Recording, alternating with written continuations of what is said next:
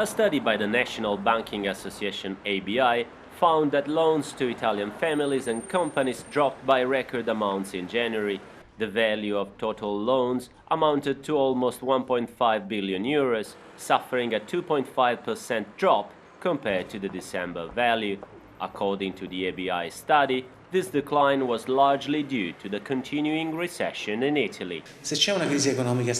When the economic crisis is profound as it is in Italy, the unemployment rate is on the rise and taxes eat most of the family's income.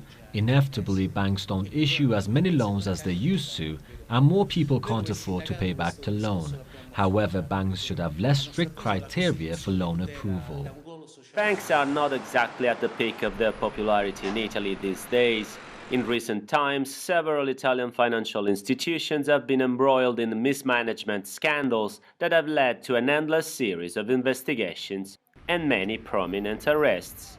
Furthermore, Italian banks have been accused of securing over 500 billion euros in loans at extremely low interest rates in 2012, offered by the European Central Bank without increasing their lending to households and reducing their interest rates.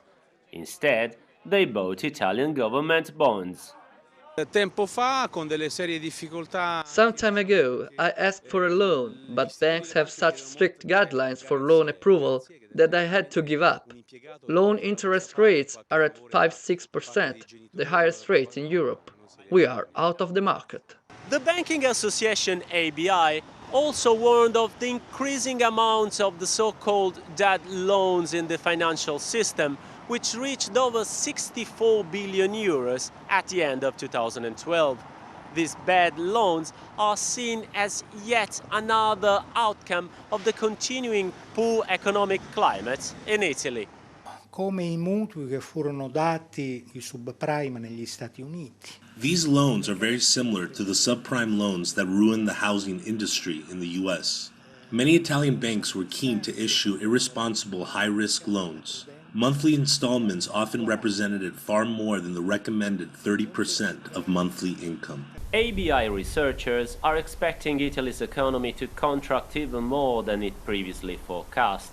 It says unless the upcoming government takes any measures to stimulate growth, the Italian economy could shrink by about 1% against a forecast of 0.6%. Max Civili, Press TV, Rome.